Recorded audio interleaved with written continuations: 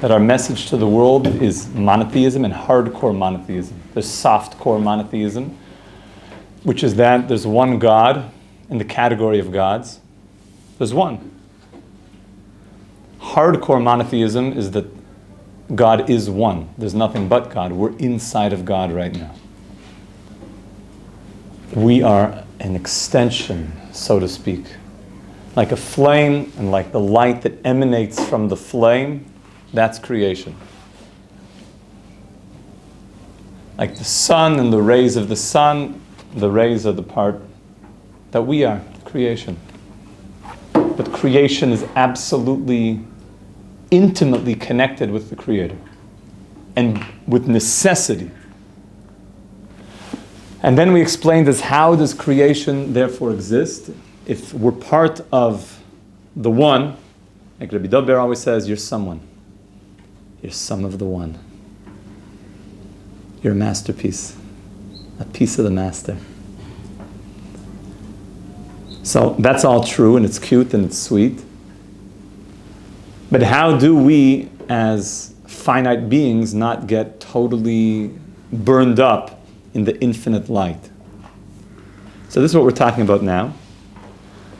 That we learned yesterday a Chazal that said that Hashem, when He wanted to create the world, He wanted to create it with judgment, and then Hashem said that I'm going to add compassion, because the world would not be able to sustain itself if it was just created with judgment.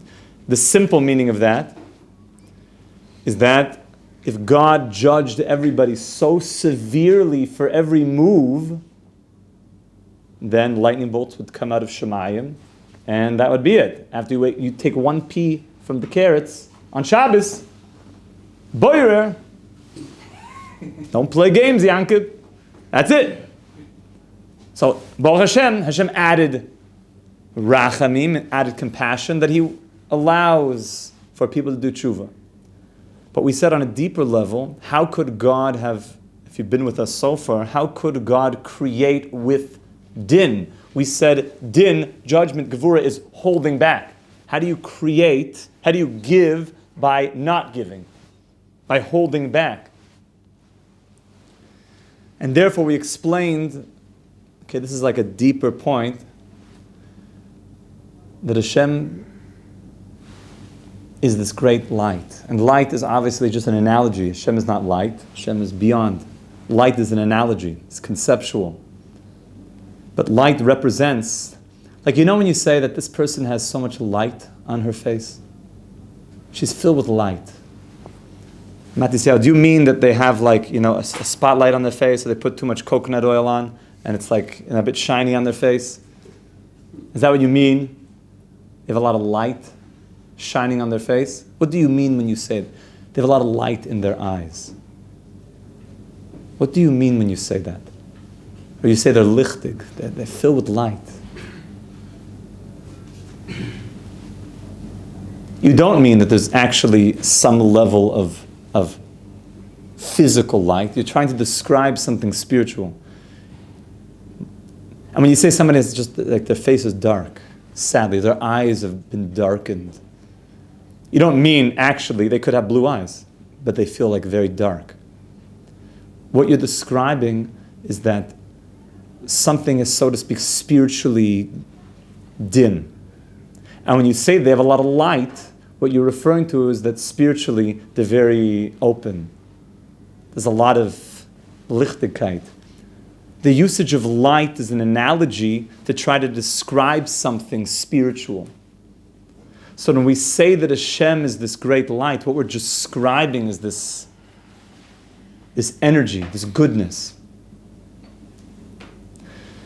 So this light Hashem wants to give to creation, but we said creation would just explode if Hashem would reveal all this light. So Hashem made vessels, those are called kelim. So what it means that Hashem wanted to reveal Himself through din means Hashem only wanted the world to exist with the light that you could receive in vessels, which is a reduced light, like we just said in the last parak, that a vessel hides the light. So Hashem said, I want to create the world where my light will be totally hidden. But Hashem saw that the world could not continue. People would need absolute moments of God revelation in the world. And therefore Hashem added Rachamim, which means He added Yud-Kei, Vav-Kei. He added moments where you can have absolute revelation of God consciousness. And then we said, where do we see this God consciousness? In very undiluted ways, i.e., where the light doesn't have to go through Kalim, the tzaddikim, and miracles. Where, so to speak, the light is too big for the vessel. It pops out of the vessel. Like you're pouring somebody wine and it's just like Havdalah, you know. Whoa, yeah, stop. It's going everywhere. The light is just bursting out of the vessels. By the way, you see this sometimes when a person is like, they have so much light that like they have a hard time even being in their body a little bit. Tzaddikim, that's a big thing. There's so much light. It's like overflowing out of their vessel.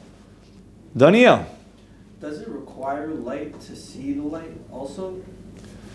Like, do you think a regular person could look at a rabbi and see what you describe? And does it require some sort of... Sometimes the light is so great that you could see it. Other times you need real vessels on behalf of the people. They need to have receptor sites that can receive that level of light. That's why you could be by a very, very special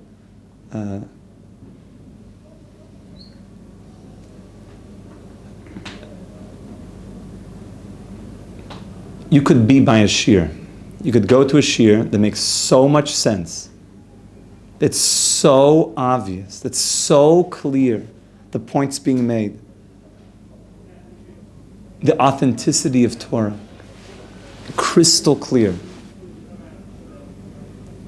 And it's so obvious that your mind is pushing you in a certain direction towards this is clear authenticity and goodness. But then you could just have somebody there who just completely says, nah. How are you not hearing it? It could be that the receptor sites have been blocked. They can't even hear it. They're having a hard time even hearing it. It's sad, these things happen.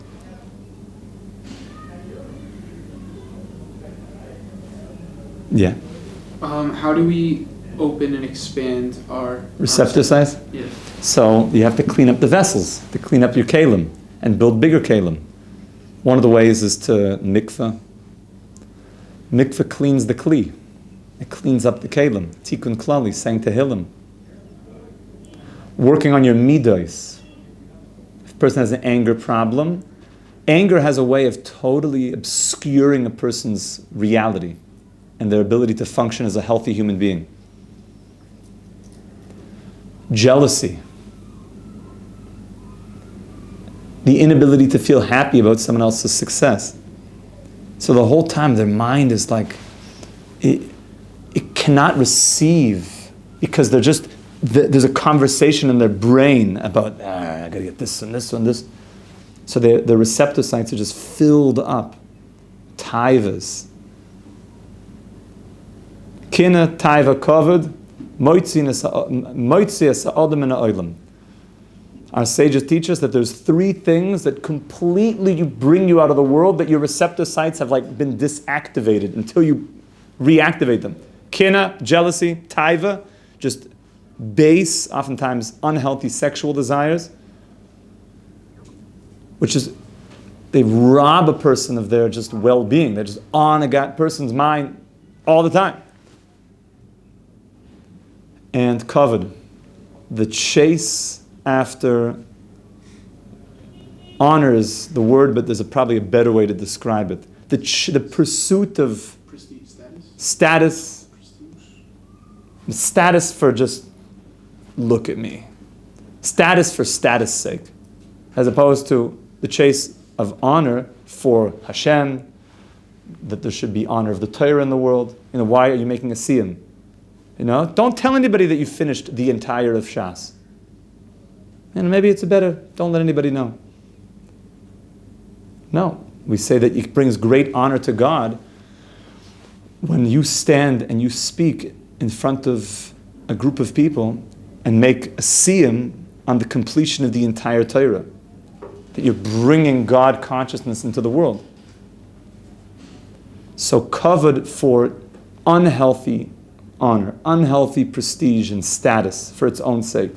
Pulls a person. So all these things ruin the receptor sites of truth. Because a person can't even hear what you're saying because they're just plotting another way to improve his status or improve this. Or taivas. Forget taivas. Taivas are crazy. They eat a man alive. Non-stop. And these things aren't helping, my friends. These things are not helping. They are just bringing non-stop input of taivas. It's this is the spiritual battle of the generation. Is to be able to battle for sanity. Because all of these things are trying to rob our receptor sites of having messages of truth come in. Okay? The Rebbe is going to say something which is deep, is like classic Chabad Torah. So let's see if we can open up our receptor sites to receive some of this, because some of it's complex. And let's dive into Hashem, that we can receive the words of the tzaddik, because he's trying to bring us to a world of unity consciousness, which really is the default if you let it happen. Meaning this should all make sense if you let yourself receive it. Okay? Meaning let yourself is your natural state is to know truth. It says that Hashem created man straight.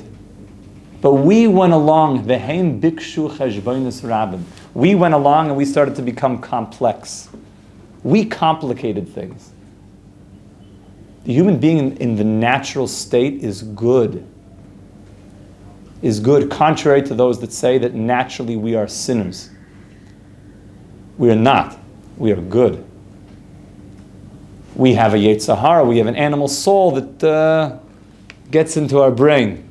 The way the Chovos HaLevavos describes it, your animal soul is your arch enemy, your worst enemy, who's risen your internal ranks and become your closest advisor. I love that quote, because it's like, whoa. And it's whispering in your ear.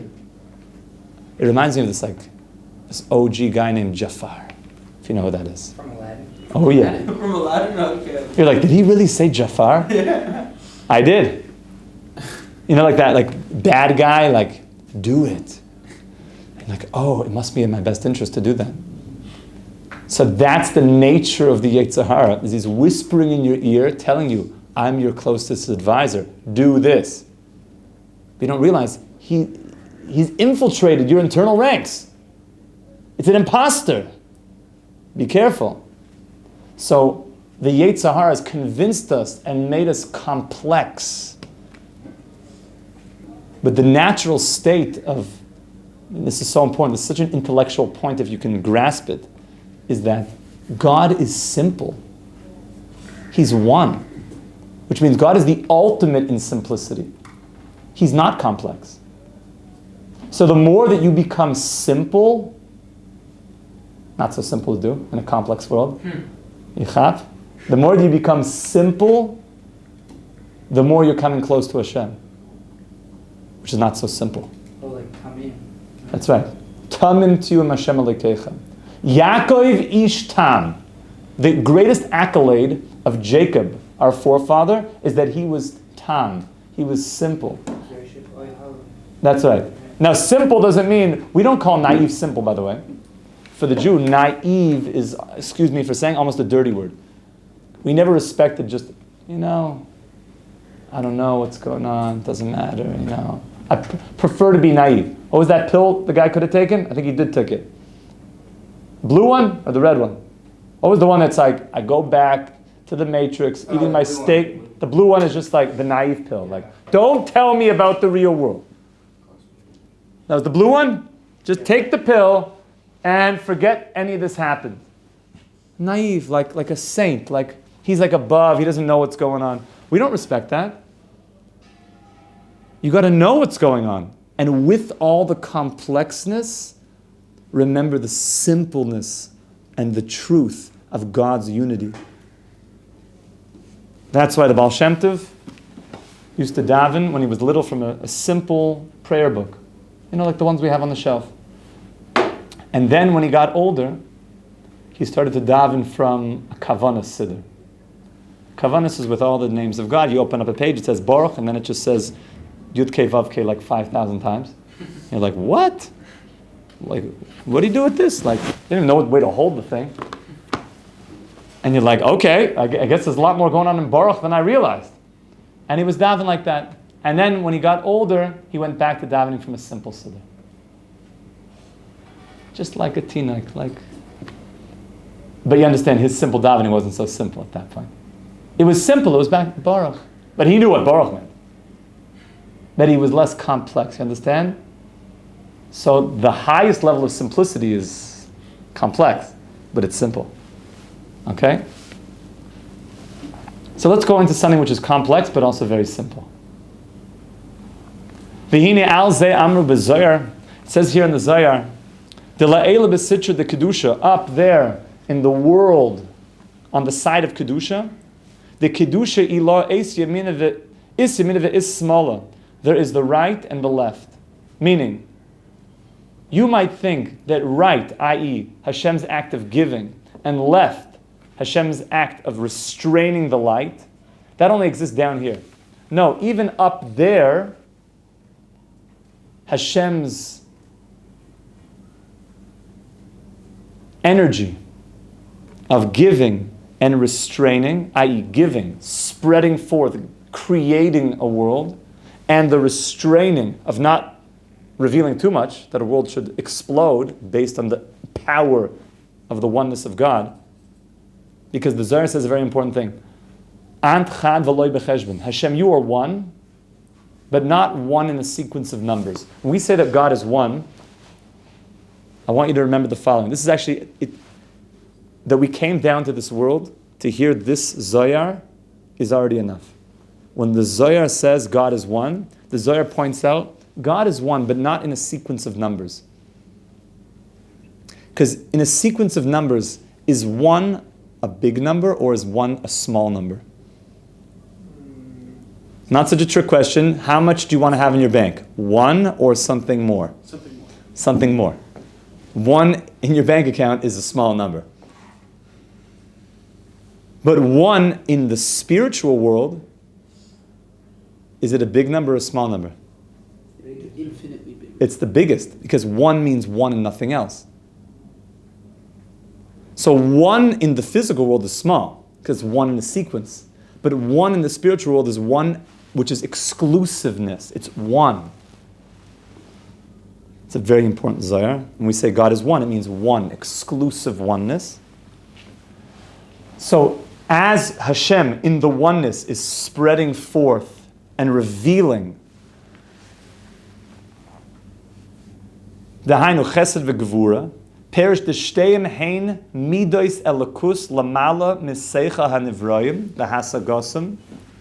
Up there, in the world of Atzilus, where Hashem is spreading forth the spheres, the way that Hashem is going to create the world,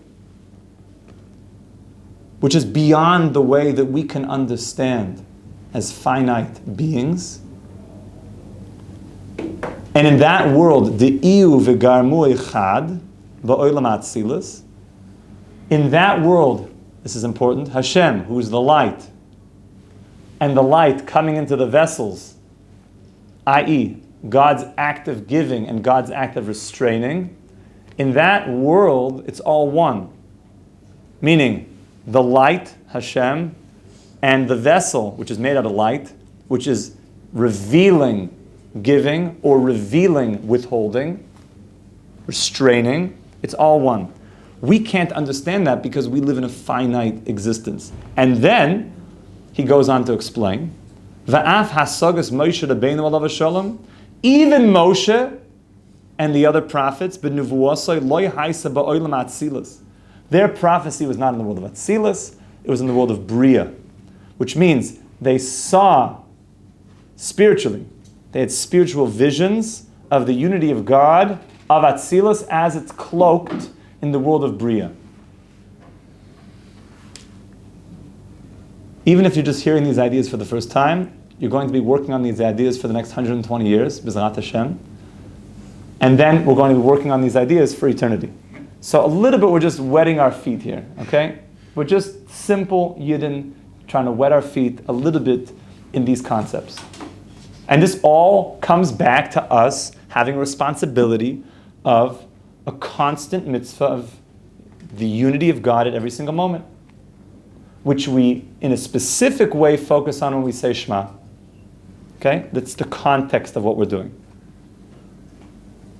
Ela aldeis labshusay ba'olam abriya va'af gam zois loy b'shtei midos elu chesed v'gevura ela aldeis labshusam b'midos shelamata mehem b'madrega shehem midos netzach havi yasod. So even, just the technical part of this, even Moshe Rabbeinu, when he saw chesed v'gevura of Atzilus, it was cloaked in the world of Bria, and even there he saw the extension of it as it comes down to Netzach and Hoid, which is Netzach is the side of Chesed, and Hoid is Vayagavua, and Yesod is when they come together.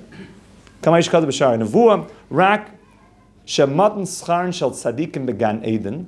Oh, but you should know, when the righteous come up to the world to come, to the Garden of Eden, you will have revelations of what we're talking about, higher than you could ever have in this world.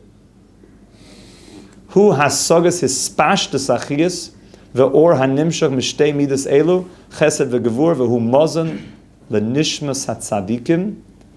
Okay, now he's going into a whole piece. Even though there's certain things in this world that the highest you could ever get to is the nevuah of the unity of God in the world of Bria, okay? Without going into the details of that.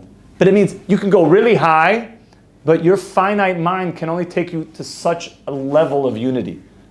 Because our mind, if you learn Derech Hashem, thinks in compartmentalized ways. But the higher up you go, remember the ray of light? At a certain point, the ray of light is going back to the sun. He's starting to lose identification. The closer back you get.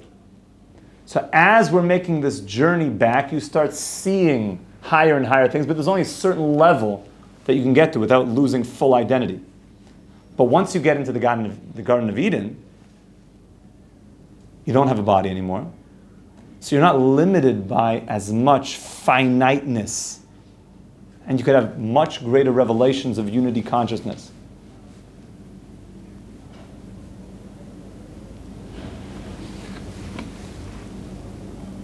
It's very important to know that this world is just the beginning of a very long story. This world is just the beginning. If Cook has a lashon that death, this language really, when I first heard this, it like woke me up. He said death is hisgabrus achayim, is the strengthening of life. Very interesting thing to say. Why is it a strengthening of life? Because I'm not limited by certain frames of reference of my five senses. In this world, we see the world through these five senses. Like, I would laugh sometimes in the middle of shir. We're like in the middle of Geshmak and Gemara, and all of a sudden, I think I smell lunch. So the guys, 11:15. I think they're cooking schnitzel. So we're leaving this world in our Gemara. I love the Chevra. I'm telling you, I love the Chevra. It's just so sweet. Like, like follow your nose. I think that was some commercial I saw one time. Like, like some cereal commercial that's saying, is honey toast or something? Or cinnamon toast crunch. That was cinnamon toast, is follow your nose? Yeah. The whole hook of the whole marketing, I'm sure billions of dollars went into that whole hook, was just follow your nose. Like, And they sold you because you live in this world through your five senses. Follow your nose. So we exist in this world so much. But this world of five senses is only a tiny sliver of the story. So once, it's a bit deep, we will go into it another time in Tanya, of what happens to your soul when it starts dislodging from the five senses. Things start happening. And the soul becomes like, we'll talk about it. One of the things is called kafakela. We should not know of these things. Amen. Is that things start happening where the soul is like leaving, but all it knows is five senses, because it spent its whole life doing that if it wasn't learning Torah. And it starts like try to grab onto things as the soul is leaving. So it's like, no. So it starts running around still looking for stuff. So it goes to his favorite steak restaurant, it goes to this place, goes to this place. It starts playing video game, whatever. Just give me some input. But as soon as it's about to feel like the steak, like, it can't like, it's like, ah. I can, ah. And it goes through him, like, ah. Like, give me some shell. Ah, he doesn't see anything. It's like, it's not working. And it says he goes around the world to every pleasure that he ever wanted to, was dreaming about, trying to chop it. That's why be careful. If you watch one little thing on the computer and it's like, check out the 50 places where Hollywood people go for their vacations. You're like, I wonder. And you're like, okay. And then it lodges in there like, one day. And there's like this taiva, I gotta see that. Not for Hashem, for some other, just I gotta. So if the five senses were guiding your destiny, so what happens when the five senses start dislodging? Okay, so tomorrow we're going to talk about more what the tzaddikim go through once they dislodge, go up to Gan Eden, and then they experience a world where there's no more five senses. What is the experience of God unity in that place? It's good. We should be Zaycha Mamish to Mashiach. Amen. Call to.